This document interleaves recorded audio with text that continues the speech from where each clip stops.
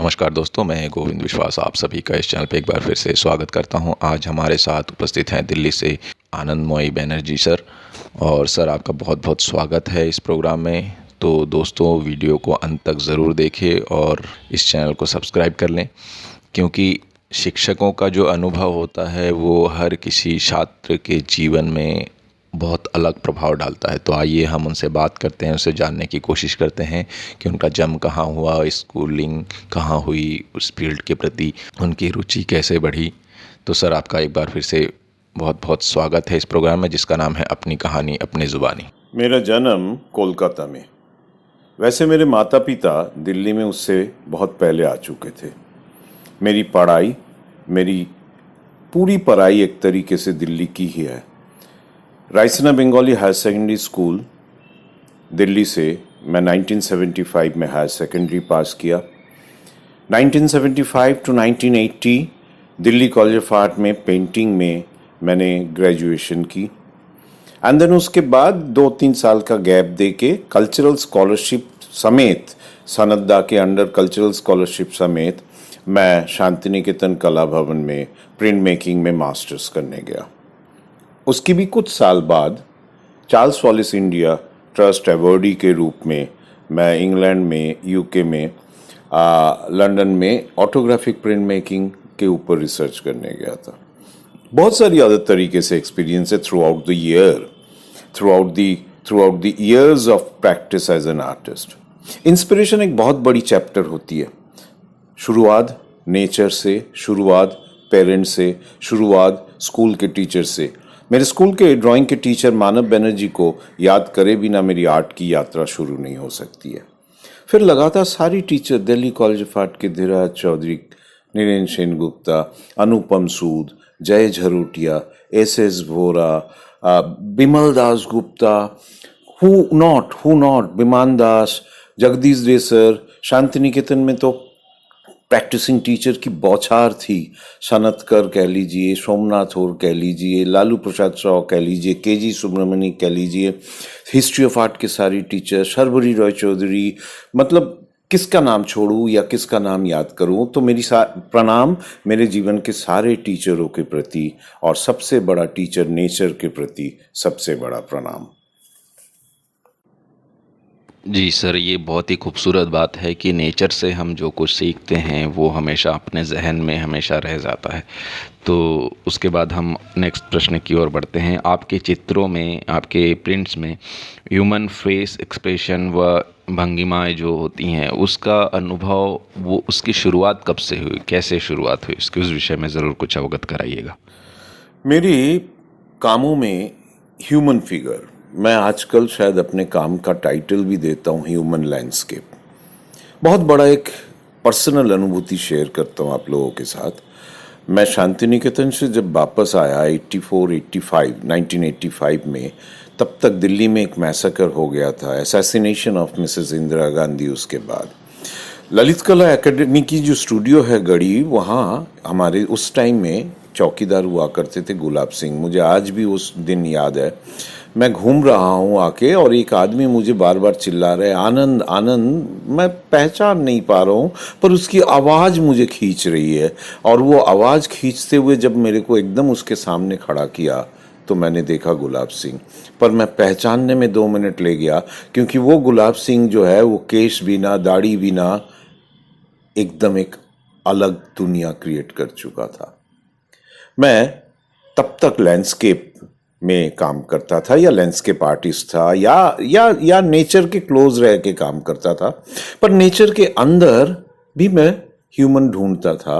पर ये गुलाब सिंह की एक्सपीरियंस मुझे हिला के रख दिया, और उस दिन की बात से मेरी अनुभूति आहिस्ते आहिस्ते आहिस्ते आहिस्ते बदल के आज ह्यूमन लैंडस्केप में पहुंच गया है। ये पूरी दुनिया जो है मेरी नज़र में ह्यूमन, मनुष्य, उसकी पूरी स्टोरी जो है वही मेरी कैनवस है। कभी रोना, कभी हंसना, कभी चीखना, कभी चिल्लाना, कभी आवाज़ करना, कभी गाना गाना, कभी लड़ाई करना, तो कभी शांत रहना। जय सर की एक छोटी लाइन, जय सर की लिखी हुई कविता की एक छोटी लाइन मुझे बहुत खींचता है। वेरी रिसेंटली मैंने उनकी किताब मेरा कुछ सामान मैंने पढ़ा। मैं ठंड में बैठा हूँ, तुम ऐठन में बैठी हो, बुध शांत है। जी, अनुभव ही इंसान को सिखाता है, ऐसा हमारा मानना है, हम सभी मानते हैं और वही चीज़ रिफ्लेक्ट होके बाहर आती है। हमारा अगला प्रश्न है, एक कलाकार के लिए रेगुलर प्रैक्टिस कितना इम्पोर्टेंट है? उस विषय में भी ज़रूर कुछ बोलिएगा सर। आर्टिस्टों के लिए एक रेगुलर प्रैक्टिस बहुत बड़ी बात होती है। Regular practice is a very important thing for an artist. मैं जब शांति निकेतन में एंटर कर रहा था तो एक छोटा सा पोएम मैंने पढ़ा था, 2 लाइन। एखोनो अंकुर जाहा तारी पथ पाने प्रत्यह प्रभाते रवि आशीर्वाद आने। आज जो अंकुर है उसके तरफ सूर्य देखता रहता है, वो एक दिन एक बहुत बड़ा वृक्ष, बहुत बड़ा पेड़ का रूप धारण करता है। ये जो प्रत्येक दिन देखते रहना, ये जो प्रत्येक दिन अनुभव करना, ये जो प्रत्येक दिन उसको विचार करना, ये जो प्रत्येक दिन उसको आकार देना, ये जो प्रत्येक दिन उसके विचार आकार के ऊपर निरीक्षण करना, यही एक रेगुलर प्रैक्टिस होती है। आप कितनी भी पढ़ाई कर लीजिए, आप कितने भी किताब पढ़ लीजिए, मैं इतने सालों के बाद अपनी अनुभव के साथ कह रहा हूँ, अगर आप प्रैक्टिस नहीं करते हैं तो आपकी विश्वास नहीं तैयार होती है। इसीलिए मुझे ऑलवेज ऐसा लगता है कि जो टीचर एक प्रैक्टिसिंग आर्टिस्ट है वो बहुत कुछ दे देता है अपने स्टूडेंट को। सोचिए ना, कोई डांस के लाइन में सोचिए, कोई भी बिरजू महाराज की बात सोचिए कि वो प्रैक्टिस करे नहीं पर वो कथक सिखा रहे हैं आपको। ऐसा नहीं हो सकता है। ठीक इसी तरीके से ऐसा हो नहीं सकता है, नहीं ऐसा ना हो तो बहुत सुंदर बात है। सो मैं एज एन आर्टिस्ट मैं ये ऑलवेज फील करता हूँ कि ये जो रेगुलर प्रैक्टिस है वो एक तरीके से आपको और बड़ी दुनिया के लिए तैयार करता है, और बहुत बड़ा छलांग के लिए तैयार करता है, और बहुत बड़ा अनुभव के लिए तैयार करता है।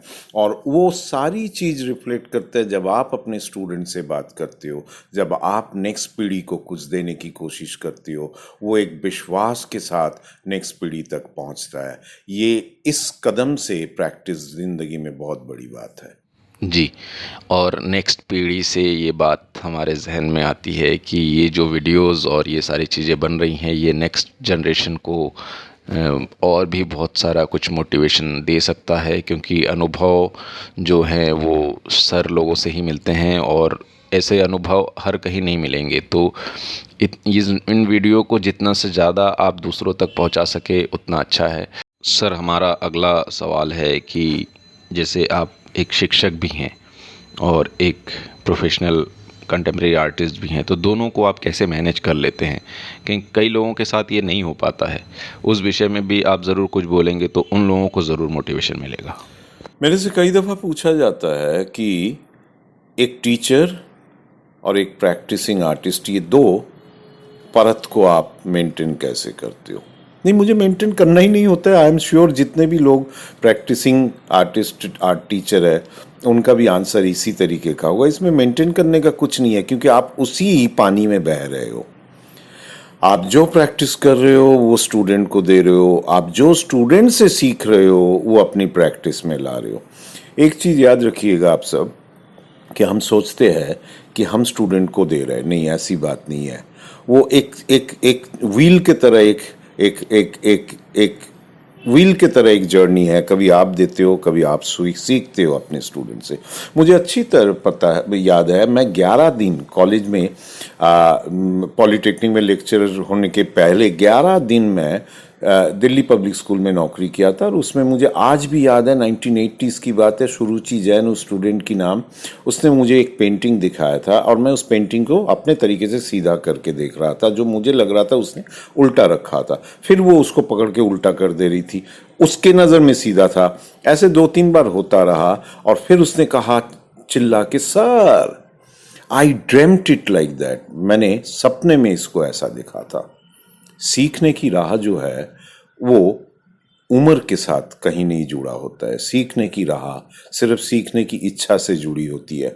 मैं इसी नज़र से ये बिलीव करता हूँ कि मैं अपने स्टूडेंट से बहुत कुछ सीखता हूँ, और मैं जो उनसे सीख पाता हूँ मैं अपनी दुनिया में लाता हूँ, और मैं अपनी दुनिया में उनसे सीखे हुए चीज़ को ही नेक्स्ट डे उनको वापस करता हूँ, शायद एक नए रूप में। सो एक टीचर और एक प्रैक्टिसिंग आर्टिस्ट की ये जर्नी मुझे बहुत बहुत लाभ देता है, लोभ देता है, सुंदर अनुभूति देता है। वाओ! सर, ये बात सुन के एकदम मन प्रफुल्लित हो उठा। और हमारा अगला सवाल जो है वो बिल्कुल स्टूडेंट्स के लिए है, जो इस फील्ड में नए हैं व अभी पढ़ रहे हैं उनके लिए है। उनके लिए आपका क्या मैसेज है? क्या ऐसी बातचीत है जिनको वो जीवन में अपने पथ पर काम ला सकें? उनके लिए ज़रूर कुछ बोलिएगा। नेक्स्ट जनरेशन के लिए या प्रेजेंट के लिए क्या कहे? एक एक एक बहुत सुंदर बात जो सदियों से सभी कहते आ रहे शायद, और अनुभव के साथ मैं भी यही विश्वास करता हूँ, सिर्फ प्रैक्टिस। सिर्फ प्रैक्टिस। 95% ऑफ हार्ड वर्क, और उसके बाद 5% की वो लक। पर वो 5% की लक आपके पास रहे, आए, मिले या ना मिले, पर मिल सकता है कि अनुभूति से आपको 95% हार्डवर्क पहले दुनिया को करके दिखाना होगा।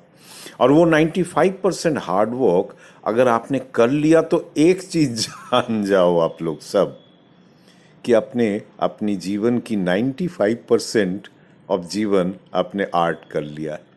ये बहुत बड़ा अनुभूति है और एक बहुत सुंदर अनुभूति है, और यही आपको सब कुछ दे देता है। तो समाज की पुरस्कार, समाज की अनुभूति, समाज की प्रोत्साहन, समाज की तालियां, वो अपने आप आपके दरवाजे में थोड़ा थोड़ा करके आता रहता है। हाँ, ये बात सच है कि हर कोई पिकासो, हर कोई हुसैन साहब, हर कोई ऐसी मुकाम पे ना पहुंचे तो क्या हुआ? वो मुकाम जो है एक छोटी सी पत्थर की टॉप है, माउंट एवरेस्ट का टॉप। वहाँ एक साथ 2 लाख आदमी कैसे पहुंचे? पर वहाँ एक साथ 2 लाख आदमी चलने तो लग सकता है। ये जो चलना है मुझे, ये चलना आपको बहुत कुछ दे जाएगा, चिंता मत कीजिए। ये मेरी पर्सनल अनुभूति है, और ये इतनी खुशी दे जाएगी, इतनी प्रोत्साहन दे जाएगी कि शायद जो एक अलग ड्रीम हम दुनिया की रखते हैं आर्टिस्ट होने के नाते, वो अपने आप आपके सामने आके खड़ा हो जाएगा। बहुत सुंदर अनुभूति है रोज काम करना, छोटा सा ड्राइंग से लेके बहुत बड़ा पेंटिंग। जो आपकी दुनिया है उसी दुनिया को कायम रखिए।